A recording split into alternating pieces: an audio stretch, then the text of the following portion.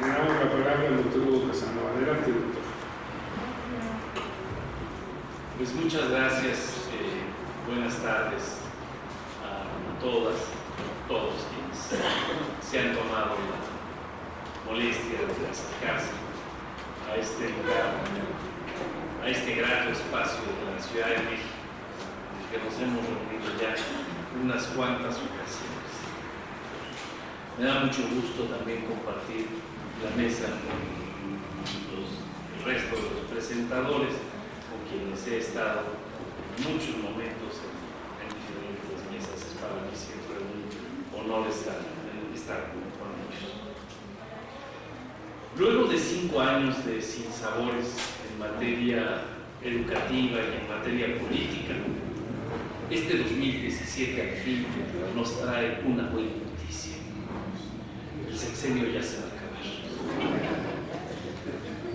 Tal como comentaba hace unas cuantas semanas en un artículo periodístico, hay fechas que llegan antes que el calendario natural, y esto es lo que está sucediendo ahora, pues la política educativa ha concluido.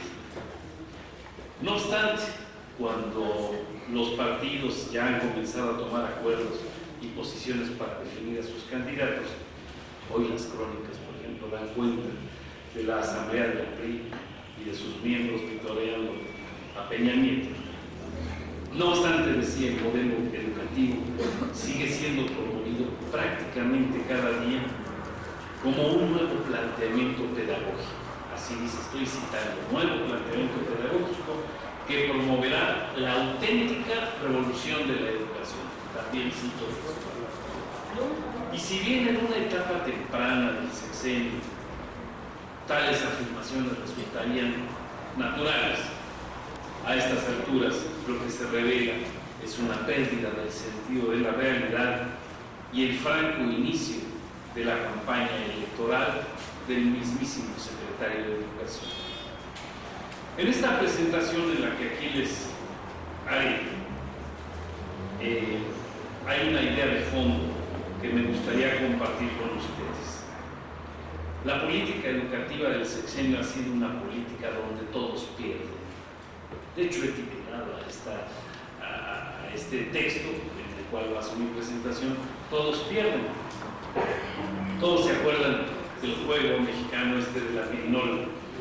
Pues el juego en México tiene un sentido, si lo tuviéramos físicamente aquí, tendría unas caras que solamente dicen todos pierden, porque cuando el gobierno le gira la pirinola, indefectiblemente sale todos pierden. Han perdido los maestros en términos laborales y en términos de certidumbre profesional. Han perdido los maestros en términos de tranquilidad personal. Han perdido en términos de la imagen que les construyó el poder mediático. Hace un rato Manuel Gil decía que hablará del poder de los medios. Juro que no he plagiado, la idea mediática ya estaba preparada. Han perdido los niños y los jóvenes que tienen un ambiente de incertidumbre en el aula, en la escuela, frente a sus maestros y maestras. Ha perdido la sociedad toda porque careció de una política consistente y certera. Ha perdido, no lo creerán ustedes, el grupo gobernante, pues no hubo consistencia entre lo que planteaba y lo que logró al final. Tuvo una merma importante en términos de lo que más le importaba, que es el control político de la educación. Tuvo una merma importante en términos de la imagen que proyectaban las personas y las instituciones. ¿Cuál es hoy la percepción social hacia la Secretaría de Educación Pública? Seguimos pensando que está ahí un señor de la altura de Vasconcelos o de Yáñez o de Torres Modera, aún más de Reyes Heroles. No, están otros personajes. ¿Cuál es la percepción social hacia el Instituto Nacional de Evaluación de la Educación? O sea, tenemos algún tipo de aprecio cuando pasamos por ese edificio, cuando vemos esas siglas, a mí me genera mucha inquietud lo que hacen allí. ¿Cuál es la percepción hacia el señor Nuño o hacia el señor Choaifete? O hacia los académicos que conforman la Junta Directiva del Instituto Nacional de Evaluación de la Educación. Llegaron nuestros compañeros académicos con un prestigio de muchos años, con un trabajo académico que habían cultivado con mucho decoro, con cuidado, y hoy ya cargan el descrédito, un descrédito muy importante. ¿Cuál es el crédito hoy de la Asociación Paraempresarial Mexicanos Primero? ¿Quién cree que hay seriedad y compromiso en quienes ponen precio al saber y a la educación? Por todo ello, señoras, señores, qué bueno que el fin del sexenio se acerca. Qué bueno que estos señores ya se van. Hoy quisiera compartir con ustedes 3 ideas después de este prólogo. La primera tiene que ver con la política educativa durante estos 5 años, la segunda tiene que ver con el modelo educativo y la última tiene que ver con los temas necesarios y los temas urgentes de un nuevo gobierno. Naturalmente tendremos que hacer todo a un ritmo vertiginoso por el respeto a los 20 minutos que me dijeron que tenía, que creo que ya me los estoy consumiendo, pero bueno. Quedan 5 minutos. Llevo 5. Bueno, no lo iba a respetar de todas maneras. No, sí, claro que sí. Fíjense que sin el ánimo de hacer una revisión interminable de la educación en México, a mí me parece que podríamos aludir a 4 variables de orden estructural. Esta ordenación la he retomado de otros documentos, pero básicamente tienen como base, estoy como nulo. Esto lo presenté por primera vez en un encuentro con educadores en España en 2012. La dimensión cuantitativa tiene que ver esta idea con que, si bien a lo largo del siglo XX la cobertura educativa había logrado significativos avances, para las primeras décadas del siglo XXI y para un país como México, los indicadores cuantitativos dejaban mucho que desear. Así, aunque la primaria y la secundaria llegaban a una cobertura de alrededor del 99 y el 85% de manera respectiva, o sea, una atención prácticamente universal, los datos de cobertura en otros niveles seguían siendo altamente preocupantes y los datos de abandono en estos 2 niveles también seguían siendo preocupantes. Que una población del nivel de primaria llegue al 99% no significa que concluya el 99%, ni que lo hacen en las mejores condiciones. Pero viendo los números, aún sin meterse a las características más profundas de cada nivel, encontramos que en preescolar tenemos una atención de alrededor del 71% de niños que van a ese nivel. Quiere decir que 3 de cada 10 niños no tienen atención en ese nivel escolar, que ustedes saben es crucial para el aprendizaje de las primeras letras. En este mismo sentido, casi la mitad de los jóvenes en edad de ir a la secundaria, de ir a la preparatoria, a la educación media superior, no tienen acceso. O sea, 5 de cada 10 muchachos no entran al bachillerato. Y casi 7 de cada 10 no entran a la educación superior. Es una cifra muy impresionante. En este mismo auditorio hemos conversado en otros momentos. ¿Dónde están los 7 muchachos que no están en la educación superior? Y las conclusiones pues son altamente preocupantes, porque o están en subempleos, o están como migrantes, o en el caso más dramático, han engrosado las filas de la violencia y de la problemática que vive este país en términos de inseguridad. Y en cuanto a las cifras de analfabetismo, la economía número 11 del mundo, o sea, México, y esto de que es la número 11, dice la OCDE, tiene aún 5 millones de personas al margen de las letras y 32 millones en condiciones de rezago educativo. Es decir, que no concluyeron la primaria o la secundaria. Estos números, vistos de una manera tan panorámica, lo que nos permite concluir es que hay una problemática estructural que no ha sido resuelta. Esta problemática es con la que llegó este país al siglo XXI más o menos, y es una problemática que por supuesto no ha sido resuelta. El problema de la calidad es otra de las grandes dimensiones que a mí me gustaría resaltar. A lo largo de las décadas recientes, no solamente en este sexenio, el tema de la calidad educativa ha estado en el centro de innumerables documentos. Asociado a este tema también se ha impuesto una singular visión de la evaluación que la coloca como un factor decisivo para la supuesta mejora de la educación. Sin embargo, existen profundos cuestionamientos a la validez de tal concepto y a su aplicabilidad en el campo educativo, pues existe una clara inadecuación y falta de pertinencia en el uso de un término más propio del ámbito productivo que de los procesos que tienen lugar en el campo educativo. No entraré en más detalles, pero existen muchas reservas en torno a la validez de las evaluaciones realizadas y al carácter retórico y burocratizado de los procesos de evaluación, acreditación y certificación, que pese al gran énfasis que se ha puesto en ellos como factor para la mejora de la educación, pues no han demostrado en absoluto que hoy la educación sea mejor. Un tercer elemento de los problemas estructurales ha sido el papel de las decisiones políticas y el lugar que han tenido los maestros para la construcción de las variables políticas. No hablaremos de la participación de la cúpula sindical magisterial en la definición de las políticas educativas, ni al regateo que se estableció desde el principio de este sexenio frente a la cúpula del CENTE.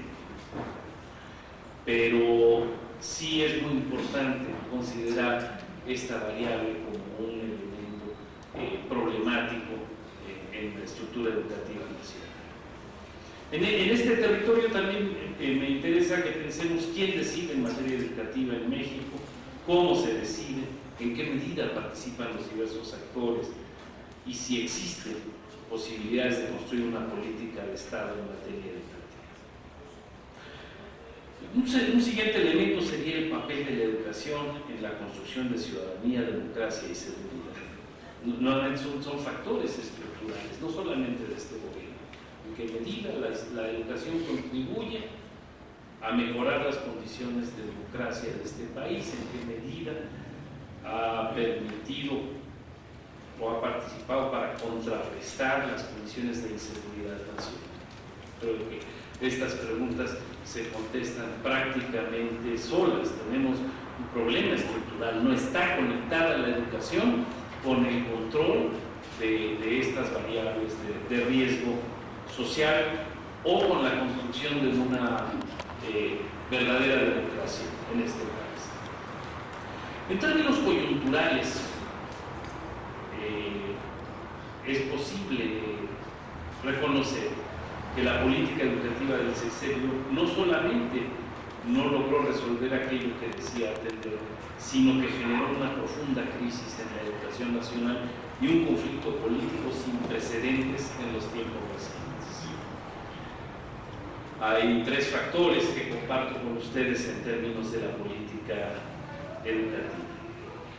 El primero de ellos es que el gobierno nacional generó una propuesta dirigida a la educación que en forma paradójica manifestó un profundo déficit pedagógico. Esto que han dicho ya muchos autores, era una educación, una reforma educativa sin fundamento educativo. El hecho educativo fue vaciado de sus aspectos sustantivos y se privilegia una relación de insumo-producto, es decir, cuánto invierto, cuánto saco, y una propuesta de evaluación que en realidad se redujo a un simple mecanismo de control de resultados, es decir, qué es lo que sucedía al final de los hechos educativos.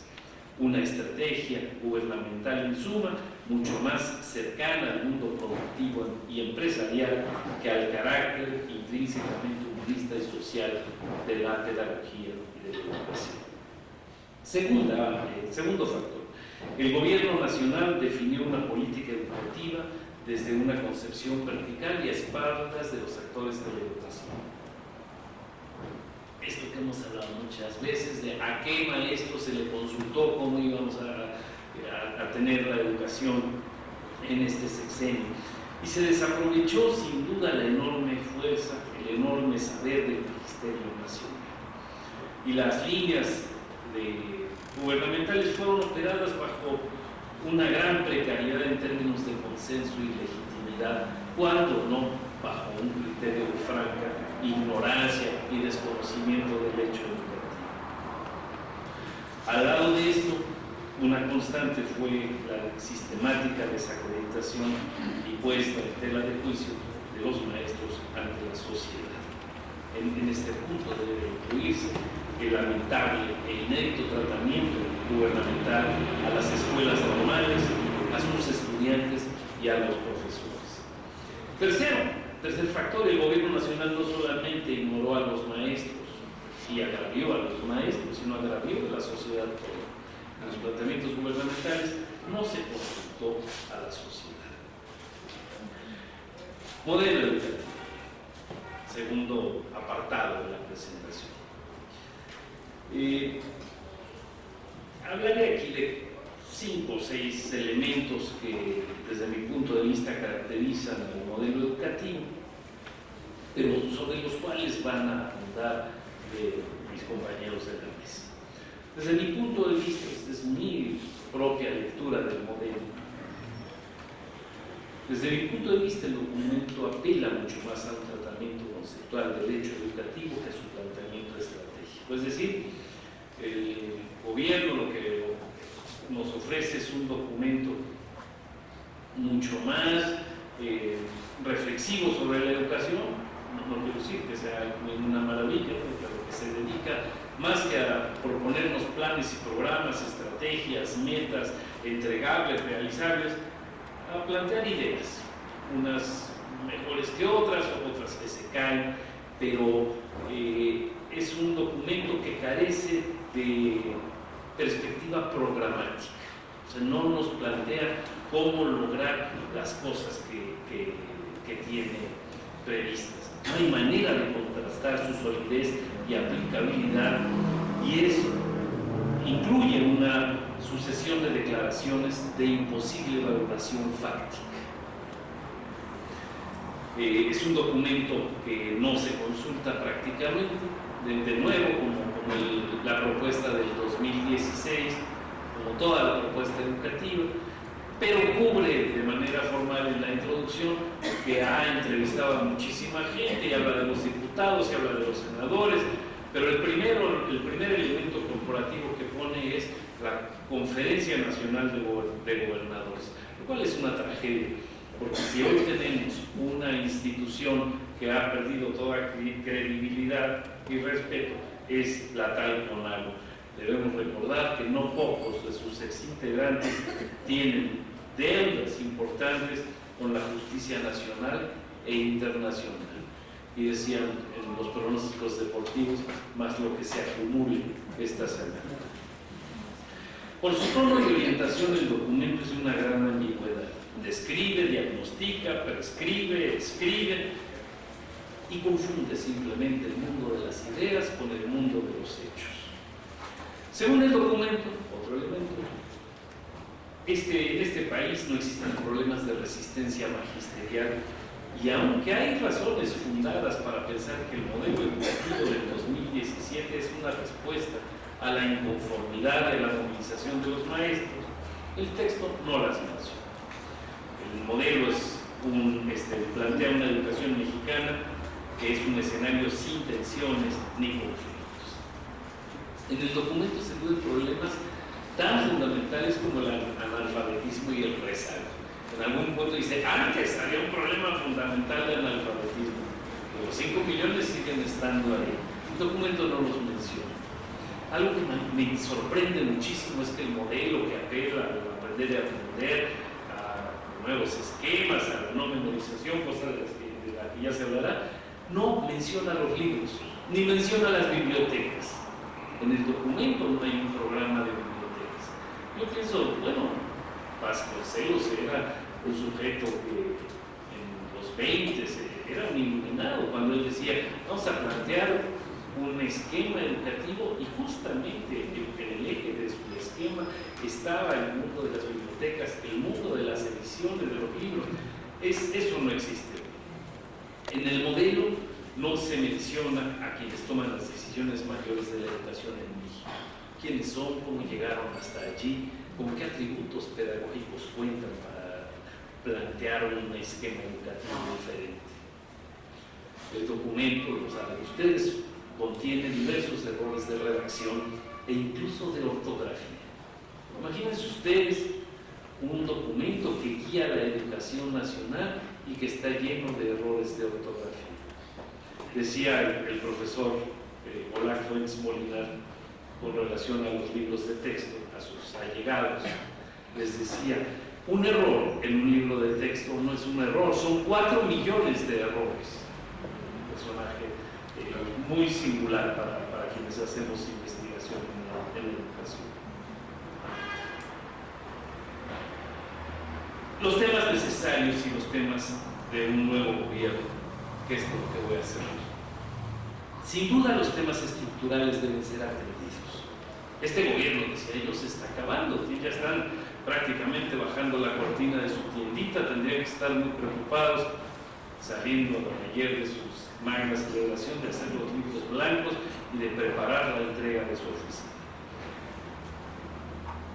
Y tendríamos que comenzar a pensar, ustedes y nosotros, la sociedad, los académicos, quienes estamos interesados en la educación, en qué puntos son los que se podrían atender, qué se debería atender. En dimensión cuantitativa queda claro, hay que atender estos niveles que hoy están en una condición deficitaria. El preescolar, naturalmente, la media superior y la superior necesitan atención, y la primaria y la secundaria tienen que consolidarse, tienen que apuntalarse. Tienen que apuntalarse la calidad sustantiva. Yo comenzaría a hablar ahora de calidad sustantiva en lugar de decir simplemente calidad que no dice nada. ¿Y qué tendría que ser la calidad sustantiva? Los atributos, la que alude a los atributos fundamentales de la educación, los planes y programas, la infraestructura, lo que implica la misión de la educación, la dimensión de la equidad, de la igualdad educativa, las políticas y el gobierno de la educación. Y los temas urgentes. Hago un breve listado. Primero es resarcir al magisterio en términos sociales, no solamente como imagen, sino como base en una serie de decisiones reales que devuelvan el valor social de la profesión docente. Quien llegue, señoras, señores, compañeras, compañeros, tendría que ponerse las pilas en eso. No sé quién llegue. Creo que la reunión todavía no está planteada para eso esta tarde. A quien sea que llegue, le tendríamos que decir, señor, señora, usted lo que tiene que haber es resarcir al magisterio de su papel social. Y esto no es una cuestión de brochazo, de maquillaje. Hay que resarcir de manera efectiva. 2. Evaluar la pertinencia y sentido de las políticas gubernamentales en materia educativa. Hay que ver lo que hicieron estos señores. No se trata de llegar y borrar de un plumazo. Por supuesto, la CENTE tiene todo el derecho y toda la responsabilidad para decir que se deroguen las reformas. Bueno, yo aquí propondría evaluar las políticas gubernamentales de manera seria, valorar los marcos legal y laboral, el marco político, el marco pedagógico y hacer los ajustes y adaptaciones necesarias. Hay que moverle a esto que estos señores hicieron. 3. definir las bases para un marco pedagógico que oriente la educación de los estados y las regiones de México. Es decir, no podemos partir todos de un modelo, no podemos tener un modelo educativo desde mi punto de vista. Se necesita construir un marco que otorgue dirección a la educación nacional y que otorgue vertebración a los necesarios planteamientos estatales y regionales de México. Fortalecer el tema de las políticas públicas y la gobernanza. Ya sé que son conceptos que suenan a tecnocracia. Bueno, yo creo que habría que retomarlos y decir, se puede plantear un marco pedagógico y político para la educación nacional con base en un acuerdo de verdaderas políticas públicas, que son las que se construyen entre todos. Y un esquema de gobernanza que otorgue legitimidad, credibilidad y viabilidad a las decisiones. La gobernanza implica también, como las políticas públicas, la participación del gobierno, pero también la participación social. Y para todo eso se necesita dinero, se necesita un financiamiento que dé plena certidumbre a la educación nacional, así como un esquema de rendición. Si vamos a tener recursos, si la educación va a contar con muchos más recursos, se necesita que exista un criterio de rendición de cuentas que no sea solamente la simulación, que supere este esquema de trapacería y de trampas que se ha generado en los últimos tiempos en el manejo de los recursos. Ustedes se imaginan cuánto ha gastado Nuño en la publicación de anuncios casi diario en la prensa. Eso es algo indigno, eso es algo impresentable. Todo eso es la campaña de Nuño que empezó hace tiempo. Al final del sexenio se abren de manera paradójica, pese a todo lo que les cuento, grandes oportunidades. Y lejos de proponer que esperemos un gran gobierno, me parece que debemos optar por seguir construyendo una sociedad más fuerte y más responsable. Muchas gracias.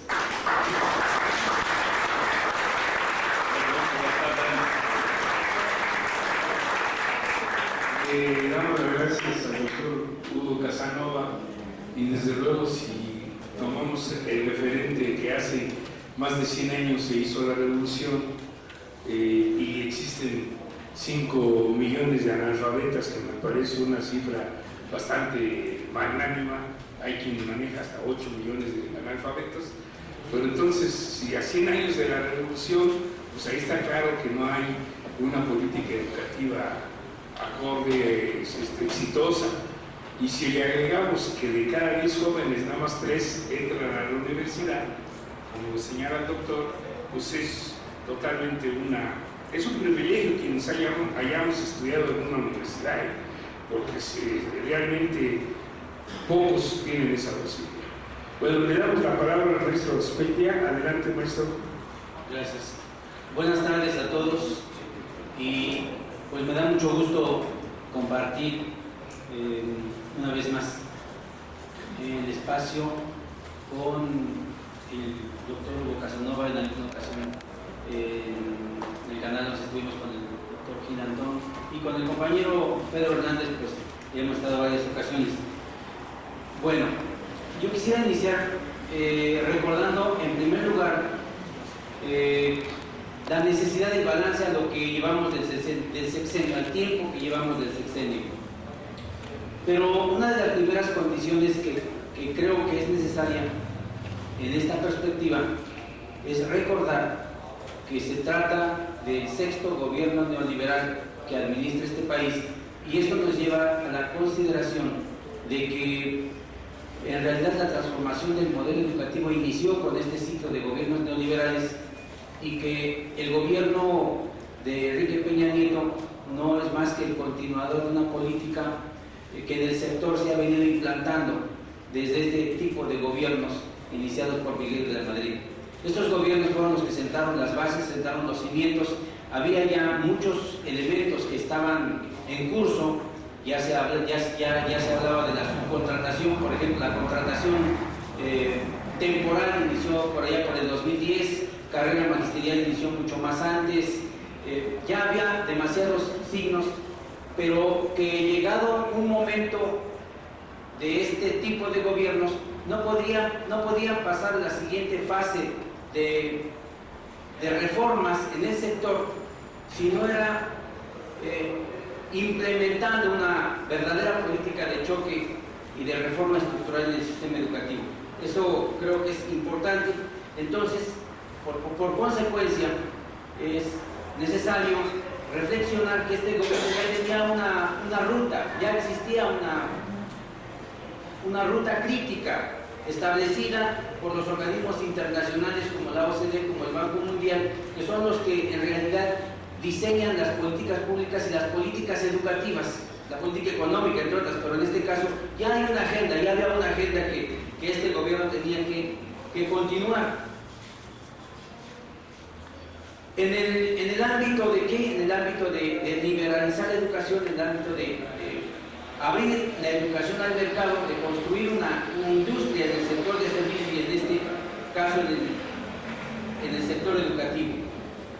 Bueno, pero Enrique Peña Nieto tuvo algunos compromisos de inicio, cuáles: recuperar la rectoría de la educación, acabar con la corrupción en el sistema educativo, eliminar la injerencia del sindicato en la adjudicación de plazas, lograr que al término del sexenio existieran la totalidad o la mayoría, la gran mayoría de escuelas de tiempo completo, lograr que al final del sexenio la mayoría o la totalidad de los maestros estuviesen ya evaluados. Esos fueron sus compromisos de inicio. Al tiempo que llevamos desde el sexenio es importante reflexionar si esos compromisos se han venido cumpliendo o no se han venido cumpliendo.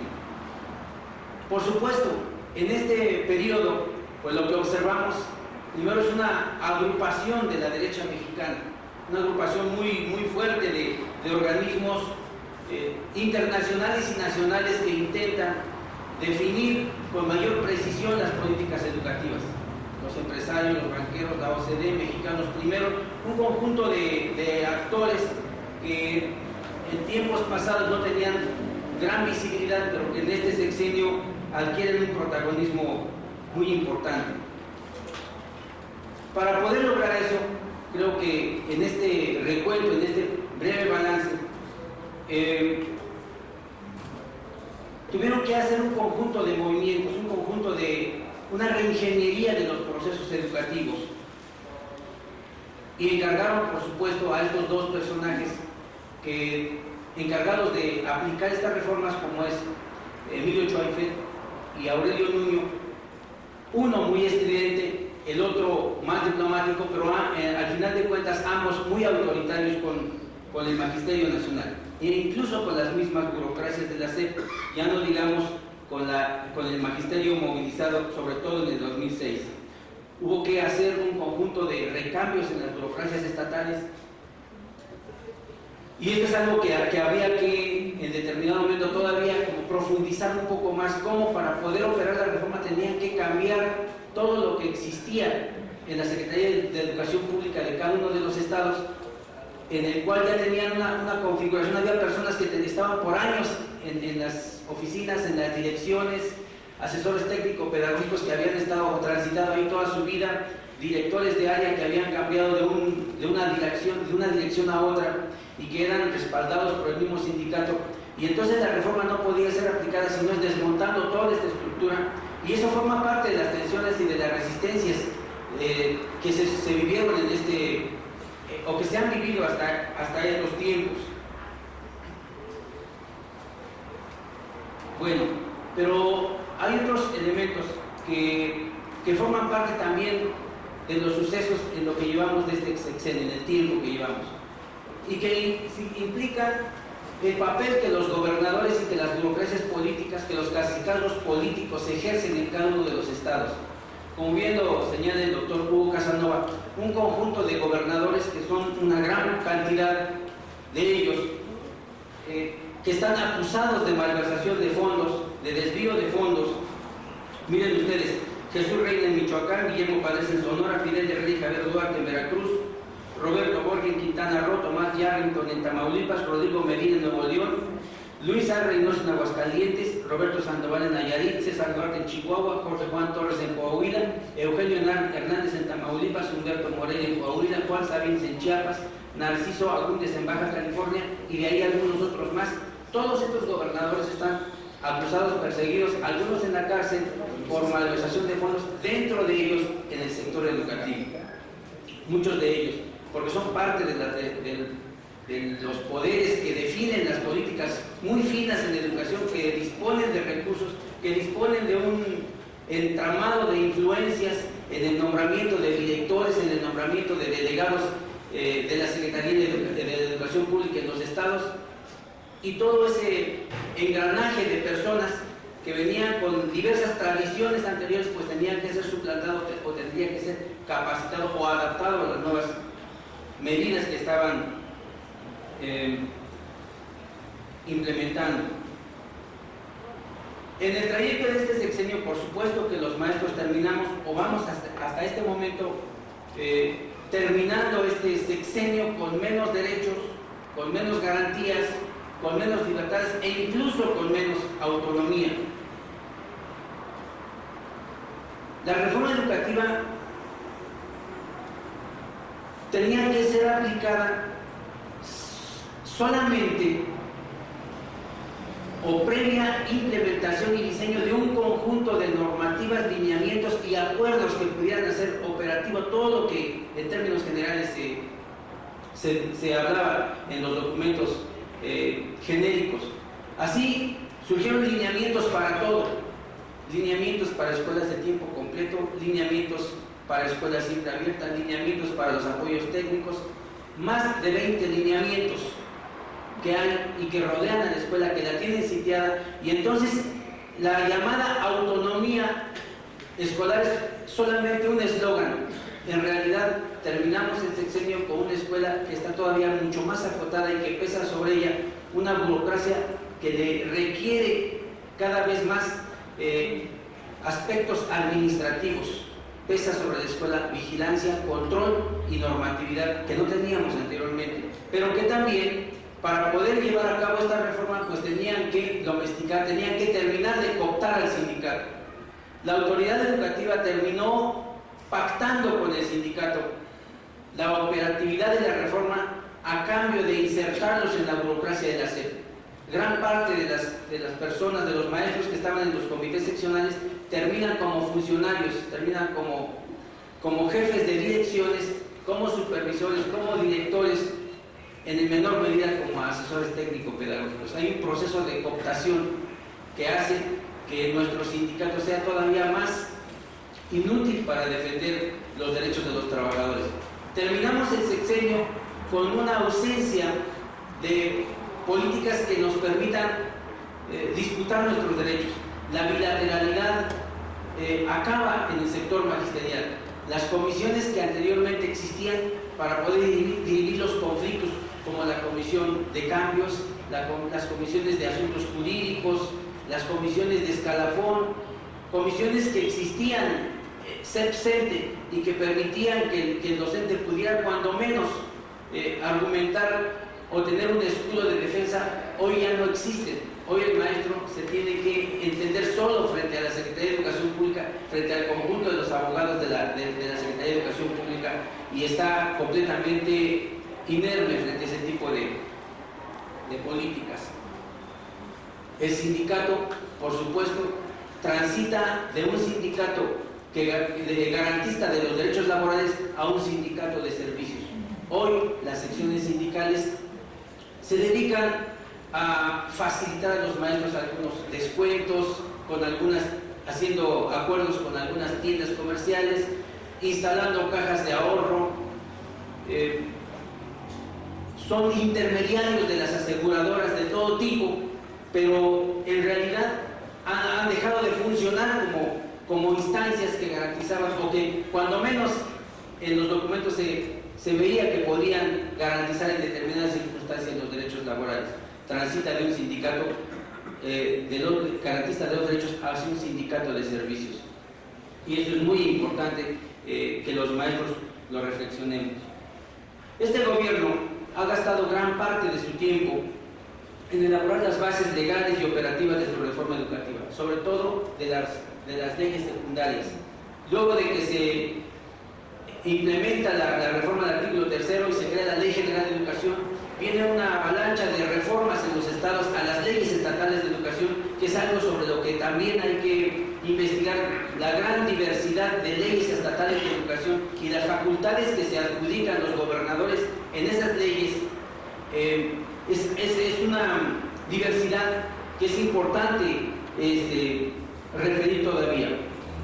Tendrían entonces que configurar las mismas áreas de la Secretaría, fusionar oficinas, crear otras nuevas, y en eso se les fue todo el tiempo. Por eso, por esa circunstancia, podemos afirmar que el sexenio termina y finalmente la reforma no llega a las aulas. Es importante referirles que los maestros trabajamos con los planes y programas de la reforma educativa del año 2011. Los planes y los programas con los cuales estamos trabajando son de esa fecha, el periodo de Felipe Calderón. Publicado en un acuerdo que se denomina el acuerdo número 592 de la Secretaría de Educación Pública. Finalmente, entonces, el gobierno de Enrique Peña Nieto no logra completar su modelo educativo sino hasta el presente año, y es apenas el 6 de junio de este año 2017, justamente en el 5º año de su gobierno, cuando logra publicar un nuevo acuerdo que se le denomina Acuerdo 07/06-2017, por el que se establece el plan y los programas de estudio para la educación básica, aprendizajes clave para la educación integral, con el cual se pretende sustituir los planes y programas del Acuerdo 592, pero hasta el ciclo escolar 2018. Es decir, apenas en este mes de junio el gobierno logra publicar ese acuerdo que finalmente le da configuración a la propuesta de planes y programas de estudio, pero no los va a aplicar en este ciclo escolar, los va a aplicar hasta el siguiente. Es decir, si inicia en agosto de 2018, pues quizás le queden unos 4 meses de operación de sus planes y programas. Entonces, ¿cuál es la principal preocupación del gobierno? Pues que el modelo sea transeccional. Es decir, ellos le apuestan a dejar implantado su modelo, pero buscan blindarlo para que pueda trascender el sexenio. Sin embargo, es necesario referir que hasta el momento no han logrado concretar una sola medida exitosa en el sector educativo, ni las escuelas de tiempo completo, ni la evaluación a los maestros, ni la presentación del modelo curricular. No han podido concretar una sola medida de forma exitosa, que puede el sexenio de Enrique Peña Nieto decir: esta es la política educativa que más éxito tuvo y en la que sí logramos terminar. ¿Qué plantea el gobierno con esta reforma curricular?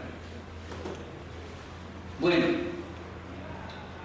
ellos hablan de un modelo que abandone el memorismo, el conductismo, aspectos de los cuales ya se ha venido hablando demasiado durante mucho tiempo, y hablan de implementar un modelo que trabaje los aprendizajes clave. Sin embargo, ¿quiénes son los que definen cuáles son los aprendizajes clave? ¿Cuáles son los criterios y las características, los considerandos para poder jerarquizar qué es un aprendizaje clave de otro que no lo es?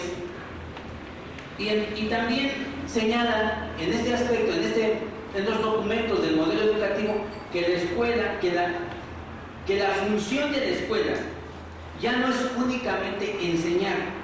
En algunos documentos incluso dicen ya no es enseñar, sino es contribuir a desarrollar la capacidad de aprender. Y ahí entonces a los maestros pues no nos queda claro si lo que vamos a enseñar entonces son metodologías o contenidos, ¿no?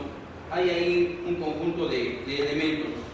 Todavía incluso podremos decir, fíjense, que en el gobierno de Felipe Calderón se hizo la reforma curricular del 2011 y la del 2006 y 2011. Todavía ese gobierno hizo 2 reformas durante su sexenio a los planes y programas. este no ha logrado completar ni una sola.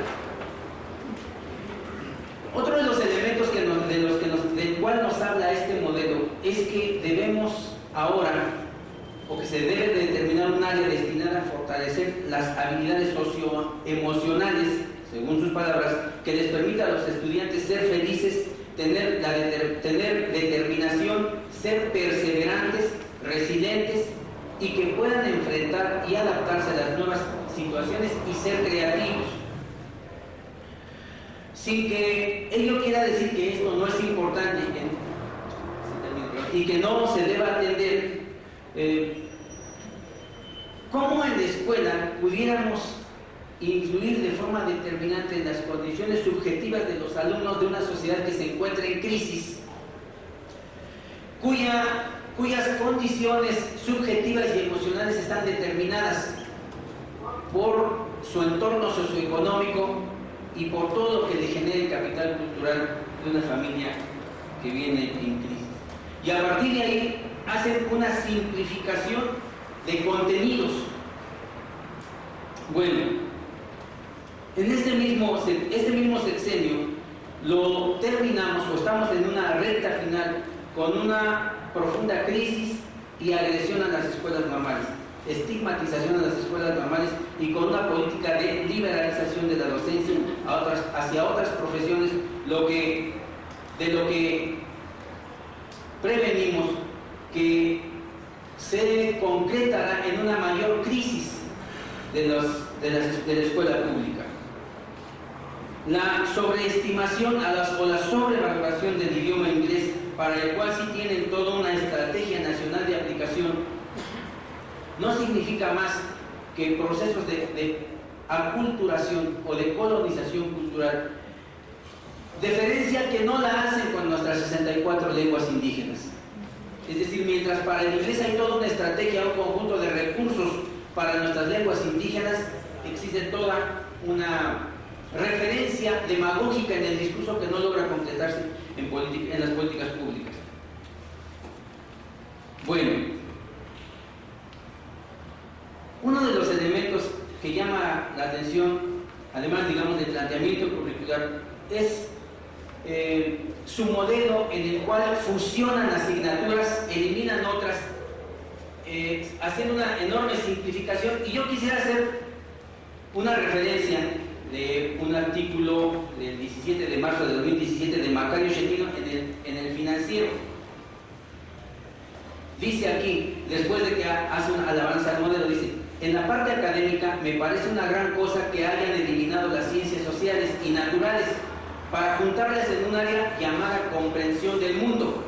Ahora falta que al interior de ella no vayamos a tener un desequilibrio en favor de las primeras, o sea, las ciencias sociales, que gustan mucho a los maestros, especialmente en el centro y sur del país, en contra de la biología y la física y química, que son más áridas y por lo mismo menos importantes. Entonces, ellos plantean tres campos en su modelo curricular: campo de formación académica, áreas de desarrollo personal y emocional y autonomía curricular. Y en el campo de exploración y comprensión del mundo meten las ciencias sociales, la historia, la geografía, el civismo, conjuntamente con la biología, la física y la química. Y hay una gran disparidad en el desequilibrio en las asignaturas. Prácticamente lo que hacen ellos es como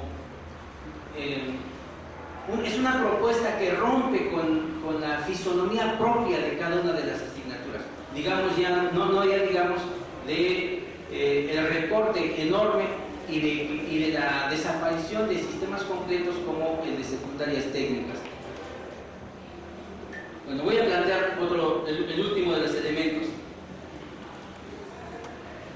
En su modelo curricular, lo que ahora le van a plantear a los maestros es una lista de temas, una lista de aprendizajes esperados, digamos 20, 30 aprendizajes esperados para que el maestro los logre en un año. Con lo que estábamos trabajando los maestros era con 5 bloques, aprendizajes esperados divididos en 5 bloques. Ahora no, ahora van a entregar al maestro su lista de aprendizajes esperados, con los cuales el docente podrá retomar uno ahorita, otro después en el bloque 4 o en el bloque 3, es decir, los podrá administrar o referir indistintamente durante todo el año, debiendo informar a los padres de familia en 3 periodos. Esto es, digamos, grave en términos de la cultura del magisterio, porque lo que va a suceder es que el maestro, con sus aprendizajes esperados, va a terminar esta circunstancia en que quien regule el trabajo del docente son las editoriales. Es decir, las editoriales son las que le van a decir al maestro: ya tengo aquí todos tus aprendizajes esperados divididos en los periodos en los cuales tienes que informar, tienes toda la ruta, tienes las evaluaciones, las autoevaluaciones de los alumnos,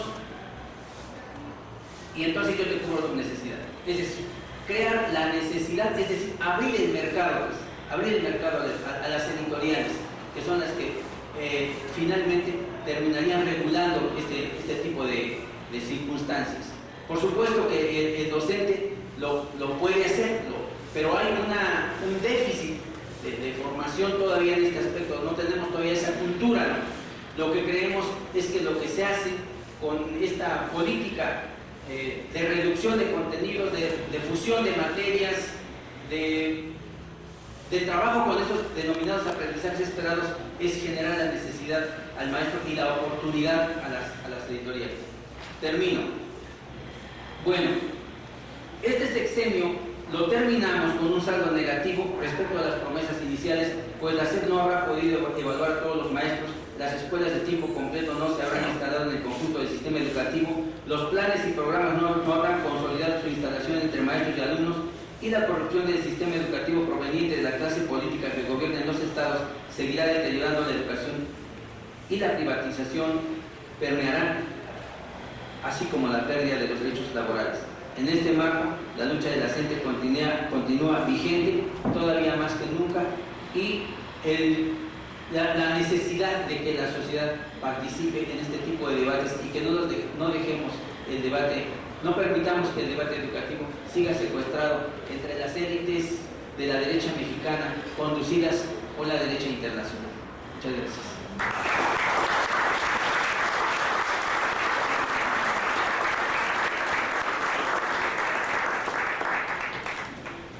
Agradecemos al maestro Armando Aspetía su participación y desde luego destacamos que en los 6 sexenios que señala el maestro neoliberales, pues abrir el mercado a las editoriales es obviamente una política neoliberal, y sobre todo pues, concluye con que la derecha y los organismos internacionales pues, son los que de alguna manera participan en las decisiones de educación. Le damos la palabra al maestro Pedro Hernández. Adelante, Pedro. Pues muchas gracias a Casala, a la jornada, por mantener este espacio crítico. Gracias a los maestros que están en esta mesa y que nos va a servir no solo a los que estamos presentes. También les comentaba que hoy iniciamos, en el caso de la Ciudad de México, ahora se llama Junta de Consejo Técnico Escolar, ¿no? Un tiempo le llamaron talleres generales de actualización, otro tiempo juntas de consejo, y bueno, pues era irremediable que además de los asuntos propios de la escuela, pues ya nos recetan en la agenda a trabajar en esta semana una primera acercamiento, le llaman, al modelo educativo. Entonces creo que va a ser muy fructífero, además de que pueda filmarse, que se está transmitiendo por algunos compañeros y que seguramente está llegando a otros lugares. Había una idea que decía que este modelo empezó, yo digo que como por el piso 20 del edificio escolar, en lugar de empezar por los cimientos, en lugar de empezar por la estructura básica. Rápidamente, del 2012, el 3 de diciembre, que se pusieron de acuerdo las élites, como le ha llamado acertadamente Armando, para el pacto contra México, le llamamos nosotros en su momento, la cereza del pastel, se señaló que era esta reforma educativa. Y entre el 10 de diciembre del 2012, que Peña anunció la iniciativa de reforma al artículo 3º y 73, su aprobación el 20 y 21 de diciembre, 10 días después, inmediatamente en la Cámara de Diputados y inmediatamente en la de Senadores, y que para el 26 de febrero ya está decretada, exactamente como se ha señalado aquí. Primero tenían que poner algo así como orden para imponer entonces el modelo. Es hasta el 2014 que, ante la presión social, magisterial, popular, de cuestionamiento serio a esta reforma educativa, que nosotros señalamos siempre que era una reforma eminentemente laboral, administrativa, política, empresarial, de control hacia el magisterio, y que no había un contenido educativo. Empiezan a señalar entonces que se están realizando foros de consulta, y para julio del 2016 presenta entonces ya una actualización de este modelo con base en 3 documentos: una carta sobre los fines de la educación para el siglo XXI, el modelo educativo con base en 5 ejes, y una propuesta curricular para la educación obligatoria 2012, que es un poco difícil obtener físicamente, porque bueno, ahora todo es virtual, pero bueno, aquí está contenida prácticamente la visión que ellos tienen de la educación obligatoria desde preescolar hasta educación media superior. Y creo que habrá que hacer un análisis muy puntual, porque lo que se espera en los próximos meses es que nos receten que, exactamente como ha señalado Armando, estemos trabajando con un plan 2011, con libros de texto de otro periodo, y empecemos ya a aplicar un modelo 2018. Entonces hay una situación muy contradictoria para las escuelas, porque con base en qué tendrías que organizar lo que vas a trabajar con tus niños, ¿no? Al final, como decían hoy los compañeros, porque en la escuela, bueno, las reformas vienen, van, los maestros aquí estamos, los niños, los padres de familia, las escuelas con todas las carencias, ahí seguimos. Ha tratado de justificar el gobierno que hubo toda una consulta, y bueno, pues también esto por supuesto ha sido totalmente acotado. Finalmente se presenta la versión definitiva de este modelo educativo, que en realidad es un compendio abigarrado de buenos propósitos, algunas formulaciones teóricas y lugares comunes que han sido enunciados desde los años 70.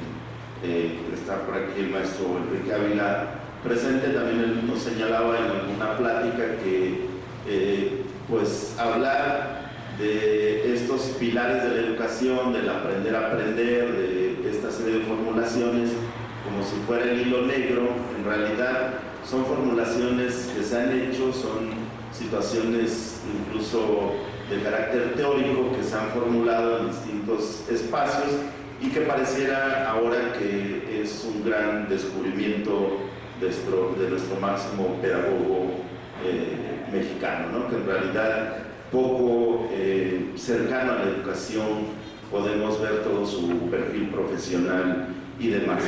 Según la SEP, en esta versión revisada, actualizada, integraron una serie de señalamientos que de manera muy general es sobre lo que han estado fundamentando todo este show mediático, como se ha señalado, porque en realidad poco impacto ha tenido en las escuelas. Es decir, se ha quedado más en la cuestión de los spots televisivos, en las planas completas, supongo que en muchos diarios. Diario aparece pues la comparación entre lo que era la educación anterior y lo que va a ser la nueva educación, como si todo lo que hubiéramos hecho los maestros no sirviera, como si la construcción enorme que han hecho los maestros en este país anterior a Nuño no hubiera servido de nada, y que efectivamente tenemos un rezago impresionante pero también tenemos que decir que los maestros hemos construido escuela, hemos construido educación, hemos construido país en todos los rincones prácticamente, ¿no? Entonces creo que efectivamente no está señalando este modelo educativo un cambio estructural de la educación. Cuando señala que hay que centrarse en la escuela, bueno, pues en realidad los maestros, los niños, los padres de familia, todo se realiza en la escuela. Lo que yo creo que más bien ha pasado es que ellos no han estado cercanos a las escuelas, es decir, desde arriba, desde los escritorios, como decimos, han diseñado políticas educativas que también creo que ya en esta mesa se ha señalado el fracaso repetido, pues, ¿no? En el documento del modelo educativo para la educación obligatoria, además le anotan el apellido educar para la libertad y la creatividad. Imagínense esta formulación de un gobierno que hemos señalado muchas veces su ilegitimidad, como pretende decir que entonces la educación está fundamentado en estos criterios. De sus 5 ejes, en realidad solamente el del planteamiento curricular podríamos señalar que es precisamente pedagógico. El asunto de la escuela al centro del sistema educativo en realidad se centra más en cómo están financiando esto que llaman escuelas al 100, que en realidad es comprometer los recursos del futuro para tratar de arreglar, yo creo que no más del 10% de escuelas en nuestro país. El asunto de la formación y desarrollo profesional docente, pues también se ha señalado tanto por los compañeros de las normales como por los investigadores, que ha sido el gran ausente pues en toda esta reforma. Es decir, qué maestros estamos formando que van a aplicar este nuevo modelo educativo.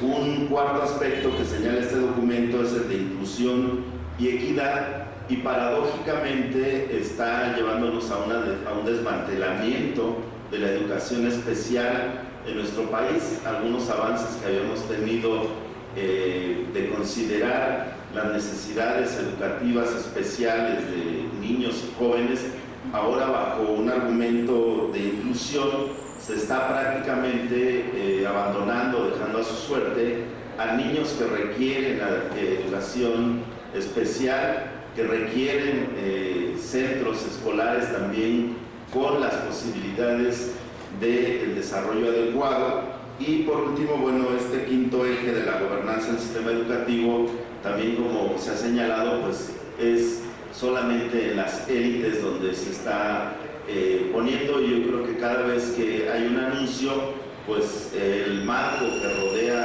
a estos anuncios, si ustedes ven las fotografías donde se han hecho los últimos o los anuncios más fuertes, pues por un lado un líder sindical, por supuesto totalmente cuestionado, que asumió una vez que encarcelaron a Lester Gordillo el aceptar totalmente la imposición de esta reforma. Pero también la parte empresarial muy vigente, muy presente, y bueno, los gobernadores, el INE, etcétera, como clase política que entonces rodea al secretario para hacer estos anuncios. Hay un segundo documento que quiero abordar brevemente, que es la ruta para la implementación del modelo educativo, que era una de las ausentes que ellos mismos reconocían, y un poco que se refiere también Hugo Casanova en términos de cuáles serían ya las acciones más concretas.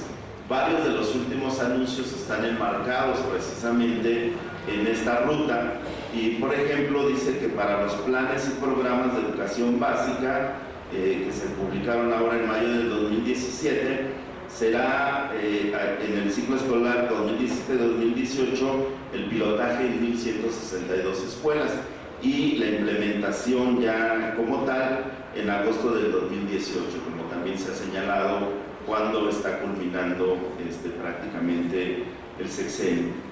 Los libros de texto están planteando que se confeccionarán los nuevos libros de texto entre abril del 2017 y abril del 2018. 2018. Y un aspecto que le han dado mucho auge es al fortalecimiento del aprendizaje del inglés, y el argumento es que un mundo globalizado requiere del inglés como valor que acerca a los estudiantes a diversas culturas, que da movilidad social, empleos mejor remunerados y facilita el acceso a la información y la producción de conocimientos. Un artículo reciente de John Ackerman en Proceso señala que no precisamente es el inglés la lengua pues que está en este llamado mundo globalizado, señalando pues los derroteros de una serie de situaciones económicas y demás, ¿no? Incluso el propio español está considerado como la tercera lengua por número de hablantes, después del chino y del hindú, y entonces es un poco pensar que la estrategia que está diseñando y que anuncian en este documento es la contratación de 1.020 docentes con alto dominio del inglés para las escuelas normales. Y entonces piensan que los futuros maestros serán bilingües, que enseñarán a los niños en inglés y que muy pronto todo México será hablante también del inglés, ¿no? A partir de una estrategia totalmente equivocada, totalmente ausente, pues incluso de una formulación pedagógica. En el mismo documento, y creo que había que profundizar un poco más, habla del desarrollo de habilidades socioemocionales, y uno de los argumentos es que estas habilidades socioemocionales son altamente demandadas por el sector privado. Y bueno, también aquí creo que se han publicado artículos como el de Lev Velázquez recientemente, haciendo una reflexión de qué implica el desarrollo de estas habilidades socioemocionales. Miren, dice, las agrupa en 3 dimensiones: conócete en cuanto a las cuestiones de autoestima, autorregulación, determinación; relaciónate en cuanto a relaciones positivas; y elígete en cuanto a la toma de decisiones responsables. Y la estrategia es que en este 2017 102.200 docentes de educación media superior serán capacitados en estas habilidades socioemocionales, y en el 2018 otros 50.098 docentes también de educación media superior serán capacitados. Y ya en las preparatorias, en los bachilleratos, se empieza a generar pues esta situación de que es necesario de manera transversal trabajar el asunto de las habilidades socioemocionales. En cuanto a la educación al centro, señala que habrá una dignificación de la infraestructura física a través del programa Escuelas al 100, que para diciembre del 2018 serán atendidas y mejoradas 31.368 escuelas de educación básica y 2.280 planteles de educación media superior. La trampa está en que es un financiamiento que compromete pues prácticamente a todos los mexicanos. O sea, todos los mexicanos estaríamos endeudados con estos llamados bonos de infraestructura educativa, porque están obteniendo entonces préstamos que nos comprometen ya en el futuro. Están, decía alguien, trayendo dinero del futuro para aplicarlo en la cuestión de la infraestructura educativa, cuando es una responsabilidad del Estado invertir en educación, mejorar la infraestructura educativa. Y bueno, yo creo que las más de 250.000 escuelas que tenemos de educación básica, nosotros que hemos recorrido todo el país, pues señalamos que muchas tienen, y en sus propias cifras oficiales reconocen esto que también señala Hugo Casanova en cuanto a el déficit pues que se tiene. En el asunto de la inclusión y la equidad, que sería un cuarto eje, dice que habría que pasar de lo que sería la integración educativa, la educación especial, a la inclusión y la atención a la diversidad. Los compañeros de educación especial han señalado muy puntualmente que prácticamente los está borrando del mapa y está llevando, bajo el argumento de la equidad, prioridad a que los niños con necesidades educativas especiales estén en las escuelas sin una atención adecuada. Y por último quiero solamente señalar alguna situación del saldo de esta imposición de la reforma educativa. Creo que mis compañeros ya se han referido a varias situaciones. Para nosotros como coordinadora el saldo es trágico. La aplicación de una pedagogía del terror, como en algún momento le llamó el maestro Manuel Gil, acumula cientos de despedidos por oponerse a la reforma y a la aplicación de una evaluación militarizada.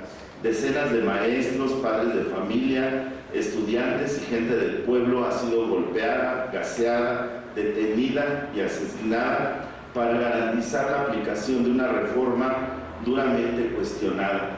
Para no olvidar es necesario el ejercicio de la memoria y la exigencia de justicia a la geografía de las masacres de Tlatelolco, Acteal, Atenco, Tanguato, Tlataya, Ayotzinapa. Debemos sumar Nochistlán, Arantepecua y Calzónzin como puntos de quiebre de una política de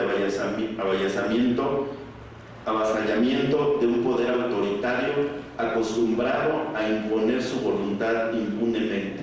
Lo que se pretende con el modelo empresarial aplicado a la educación pública es fomentar el individualismo, la competencia, la búsqueda de los estímulos económicos como forma de control, lo cual sujeta a los maestros a un trabajo burocrático y los mantiene conformes, pasivos, apáticos y alienados, dejando de lado su responsabilidad en la formación de sus alumnos y de su propia formación, con una actitud acrítica y hasta conservadora con los problemas sociales. Y son este tipo de maestros idóneos, les llaman ahora, los que facilitarán la producción de capital humano con habilidades de la comunicación, operaciones básicas y digitales sustentadas en el desarrollo de competencias para que puedan ser utilizados en la producción de más capital dirigida a una sociedad apática, indiferente y consumista. Durante más de 4 años y muchos otros antes, la lucha de la CENTE ha sido intermitente en sucesivas oleadas que han cimbrado la geografía nacional.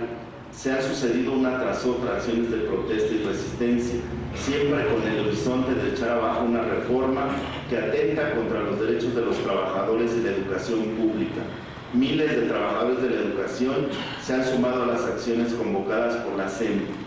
Cuando parece menguar su fuerza, el movimiento magisterial despunta en distintas regiones del país. No siempre alcanzamos a registrar las pequeñas y grandes acciones de maestros, estudiantes, padres de familia y ciudadanos que desafían permanentemente las decisiones con que la SEP, el INE, Mexicanos Primero, el gobierno federal y los gobiernos estatales intentan someter a los maestros. Y también decirles que en el terreno de la construcción de una alternativa, la coordinadora sigue trabajando en una propuesta alternativa. Aquí hay compañeros que han trabajado en esta parte de manera destacada. En otro momento presentamos aquí mismo este documento, Bases para una propuesta de educación alternativa en México, que en estos momentos se está discutiendo por miles de maestros en muchas regiones del país y que en los próximos días 29 y 30 de septiembre y 1 de octubre desarrollaremos un 7º Congreso Nacional de Educación Alternativa, donde seguramente recuperaremos todas las experiencias de los maestros para seguir en la construcción de una educación alternativa a la que ha intentado este gobierno imponernos. Muchas gracias.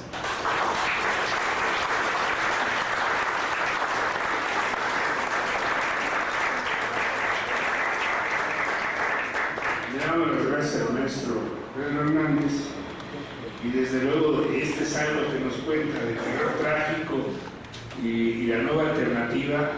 Habría que reflexionar mucho que este modelo necesariamente tiene que cambiar de régimen y el modelo tiene que ser un gobierno instituido diferente para poder crear otro modelo. Ahí está la interrogante o la expectativa. Le damos la palabra al doctor Gil Antón. Adelante, doctor.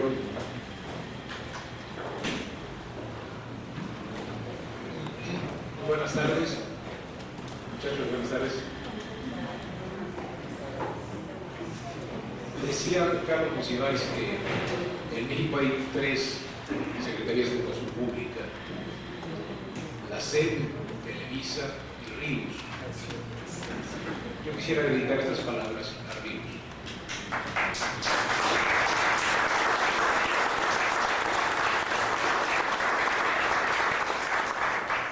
Lo vamos a echar de menos. Y sin embargo, tiene discípulos. Uno de ellos, Patricio Monero, hace 1 año y pico, en un cartón muy bueno, a mi juicio, pone a una maestra que llega con un funcionario de la SEP y le dice: oiga, ¿no hubiera sido mejor primero el modelo educativo y después la evaluación? Y el funcionario de la SEP le dice: y que estuviéramos en Finlandia, maestra. Aquí primero se pone el pavimento y después el drenaje.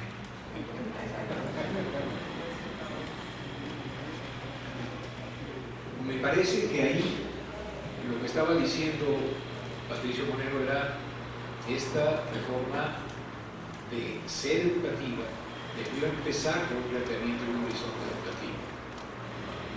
Al no hacerlo, es una contradicción, pero a mi juicio, esa contradicción nos lleva a la tragedia que dice Pedro. En el socavón del Paso Express, este régimen, al reformar la Constitución, nos ha hecho caer, y hoy en ese socavón están asfixiados todos los que integran el magisterio del país. Porque no hay un solo profesor que tenga estabilidad en el empleo. Porque se ha perdido la ciudadanía laboral.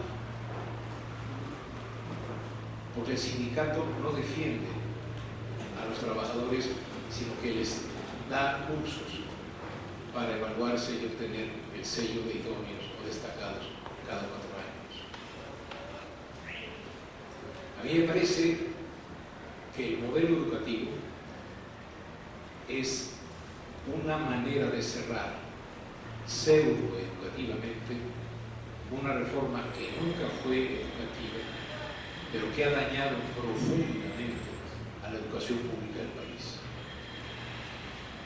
Y por lo tanto, me parece indispensable que entendamos, creo, que lo que ha habido es un cambio que al modificar la Constitución, sobre todo en el artículo 73, haber expresamente mandatado al Congreso establecer los términos del ingreso, promoción y permanencia del personal académico y del personal docente a través del servicio profesional docente y su ley, si no advertimos que la gran estrategia que estos señores llevaron a cabo, y la llevaron a cabo la clase política en su conjunto, fue hacer que el magisterio hoy viva en un régimen de excepción laboral contradictorio con el artículo 123.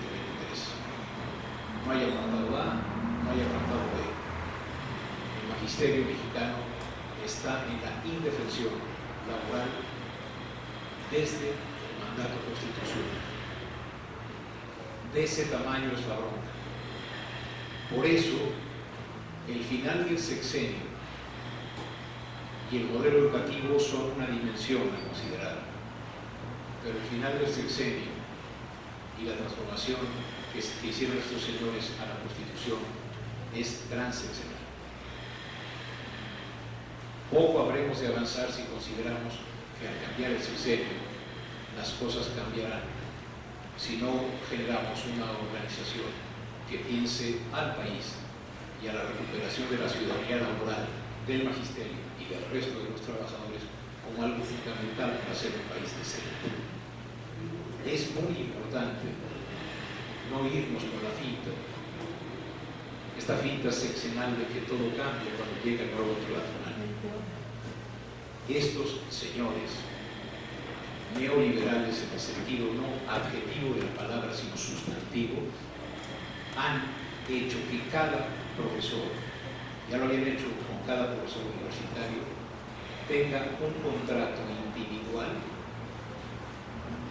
inestable, más inestable del magisterio que el del profesorado universitario, sujeto a evaluación y de la cual dependen ingresos extraordinarios y después dependerá también el prestigio.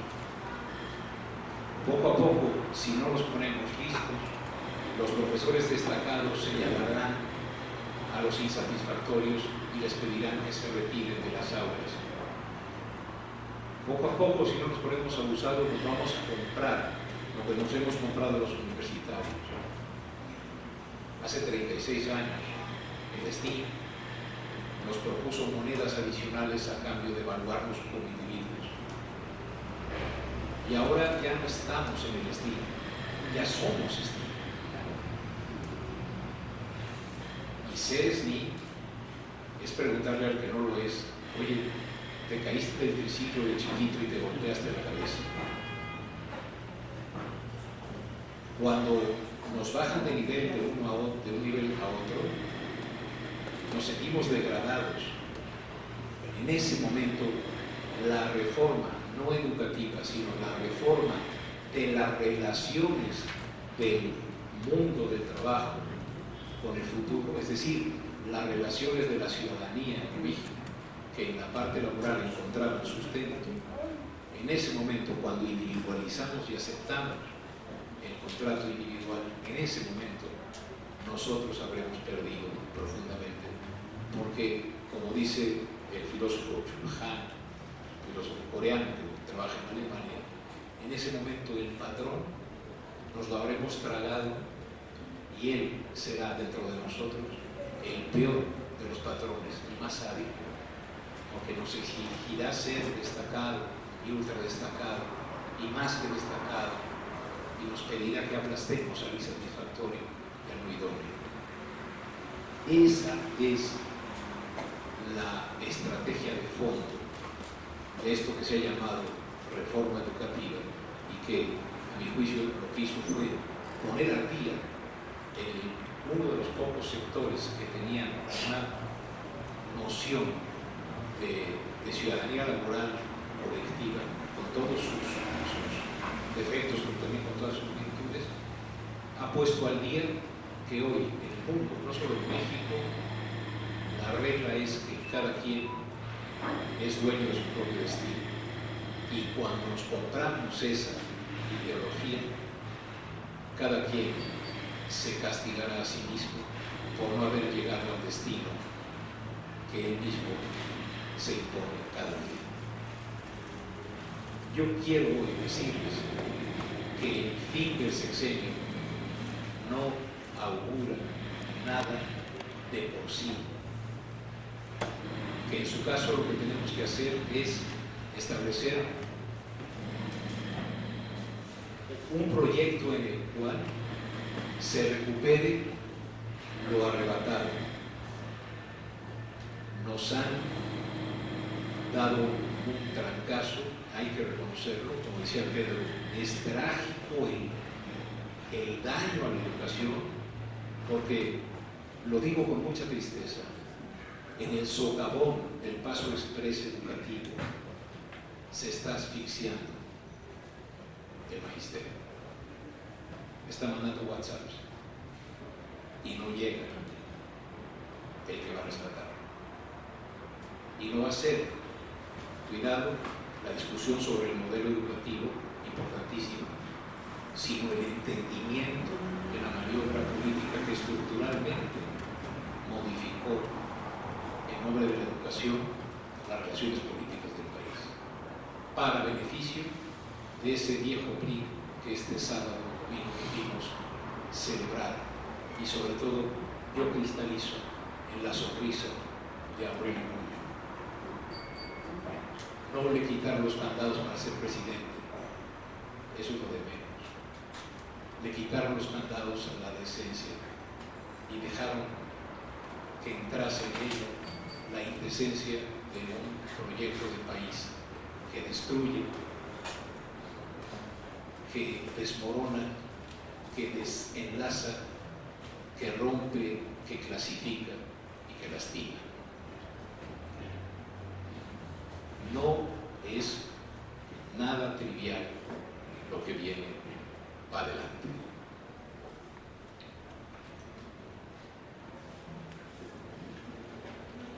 Si en efecto algo asiste de razón al que esto dice,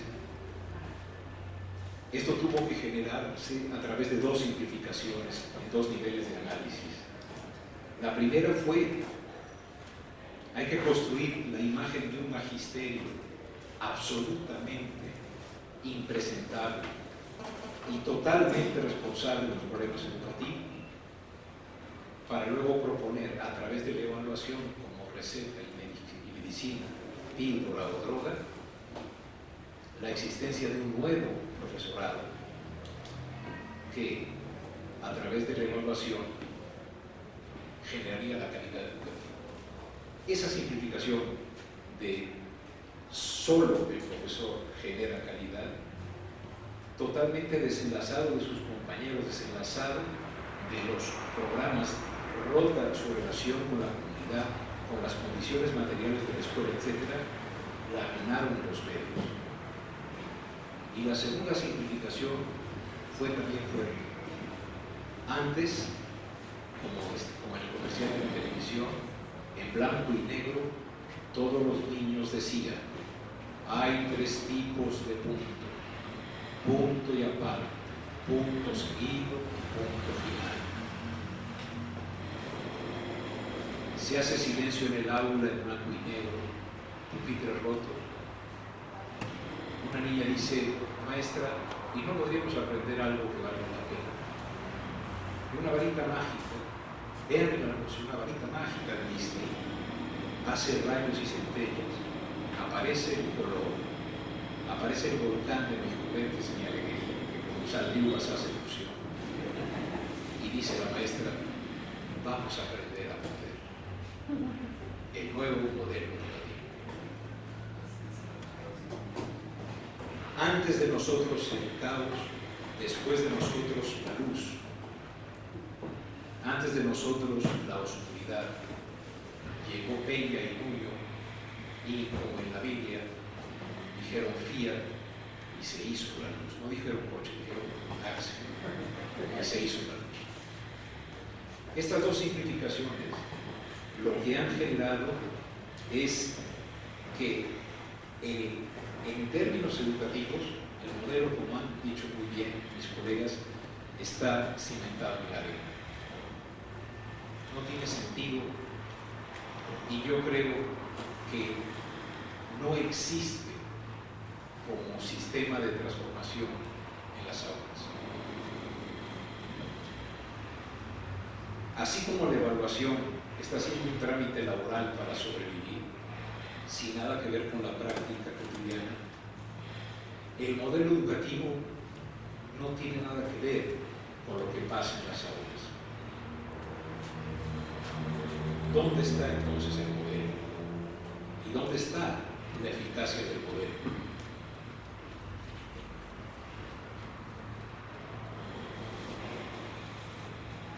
El modelo está en los medios. La batalla está en los medios de comunicación.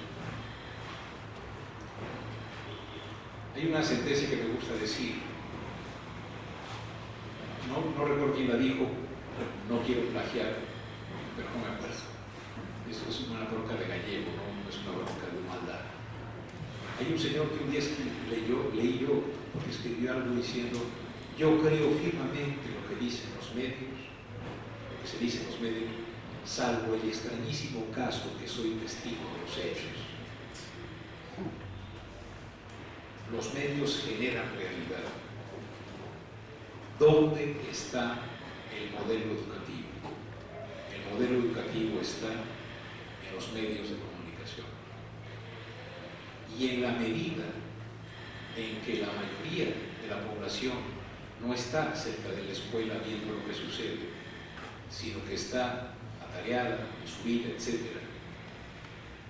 En la medida en que se avasalle con tanta propaganda en los medios, en los periódicos, en la radio, en la televisión, en esa medida el modelo educativo va a existir como la cobertura discursiva de una ruptura de las relaciones sociales y de un cambio profundo en el proyecto del Estado mexicano. Creo yo que puedo dar prueba de ello. Durante 2016, solamente en el rubro de gasto de comunicación social para difundir mensajes sobre la reforma educativa, el gobierno gastó 824 millones de pesos. Es decir, el año pasado, cada día se destinaron 2.259.000 pesos a la difusión, a la propaganda de la reforma educativa. Esto quiere decir que, como algún día pude escribir en el periódico, la reforma educativa va a 94.000 pesos por hora. Va duro. Esta tarde, antes de venir con ustedes, volví a hacer el trabajo. Es latoso, pero vale la pena. Analicé el gasto en comunicación social del trimestre que va del 11 de marzo al 31 de mayo de este año. En 65 días, Comunicación Social de la SEP ha gastado 210.757.870 pesos. Es decir, cada día, no como el año pasado que gastó 2.200.000, ahora está en 3.200.242.000 pesos en gasto diario, y la reforma ya no va a 94.000 pesos por hora. El modelo va, la reforma va, la propaganda va cubriendo a la traición y a la tragedia a 140.000 pesos por hora. En la medida en que ese antes y después, en la medida en que ese blanco y negro y color, en la medida en que muy pronto escuchemos como discusión electoral del próximo año nosotros y la reforma, o el caos que nos precedía. Va a ser un tópico, va a ser un tema de las elecciones si continuamos con la reforma, es decir, con nosotros y la clase política, porque si no viene el otro.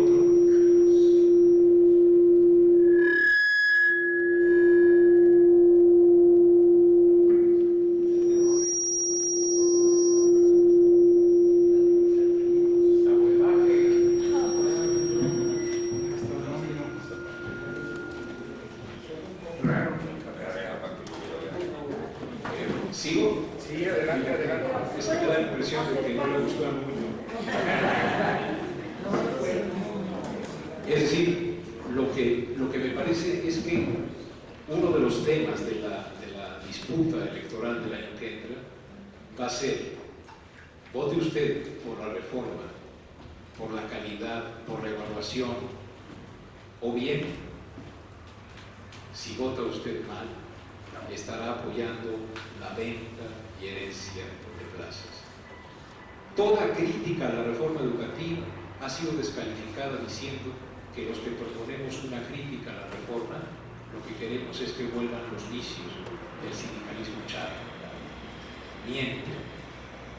Pero en la medida en que vuelvan a simplificar y digan: usted Hugo, usted X, Pedro, Juan, que critica la reforma, lo que quiere es que se sigan vendiendo y ganando plazas. Usted lo que quiere es que siga en las normales habiendo un sentido social que ellos llaman guerrilla. ¿Sí? El dilema va a ser si aguantamos la tercera simplificación. Nosotros continuamos y hay futuro. Si nosotros, esto no continúa y volvemos al pasado, ese pasado que simplifica de una manera brutal, así como simplificaron a 1,5 millones de colegas del magisterio, principales intelectuales de este país que forman las estructuras cognitivas, y los redujeron a una banda de fascinerosos y violentos, con un sesgo clasista y racista que debemos recordar siempre. Esta sonrisa de Nuño es la sonrisa del que logró someter, ese es el verbo que prefiere. Se tienen que someter a la evaluación, porque no se parecen a los profesores de Oxford, porque tienen otro color de piel. A mi juicio, la reforma va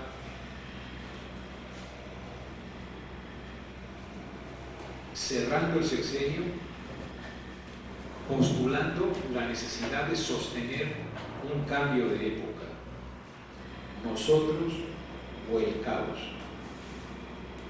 El modelo educativo hoy que se pelea en los consejos técnicos escolares, hay que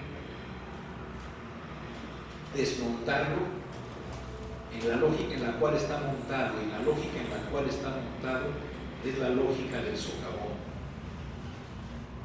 El dilema de nosotros o el caos va a tener que ser la discusión detenida y políticamente muy responsable de si hay un camino en la reforma de la reforma a través de las leyes secundarias, o el camino es la búsqueda de la derogación de la reforma constitucional. De otra manera, la sonrisa socarrona, ese grito de "les ganamos", bola de ignorantes, el triunfo de Loret de Mola y de López Dóriga diciendo "a mí también me evalúa el señor Azcárraga",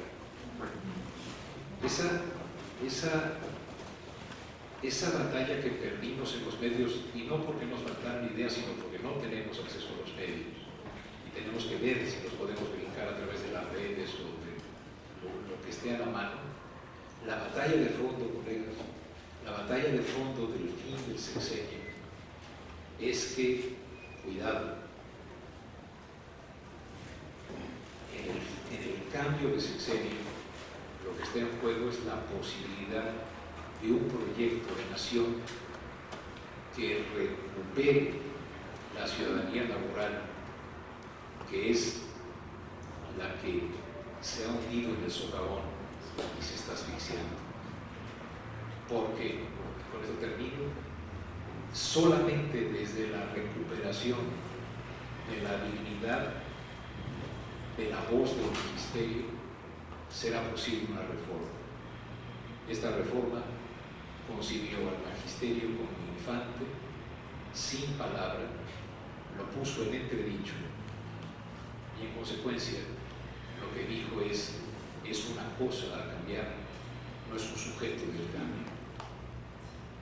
Al arrebatarle su condición de sujeto, dejó a la reforma en manos de quienes consideran que la mejor educación es la que surge de un gigantesco grupo, ya no ejército, de un gigantesco grupo de individuos que con la pedagogía del terror que recordaba Pedro van a trabajar muy bien, porque si no trabajan muy bien y no obedecen, pierden la chamba.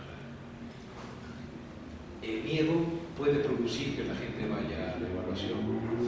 El miedo nunca ha producido tradiciones pedagógicas. El dinero es poderoso y puede separar a unos de otros, pero no genera proyectos educativos. A mi juicio, esto es lo que tenemos, entre otras cosas muy importantes, importantes que han dicho los colegas, otro de los aspectos que hay que pensar. Muchas gracias.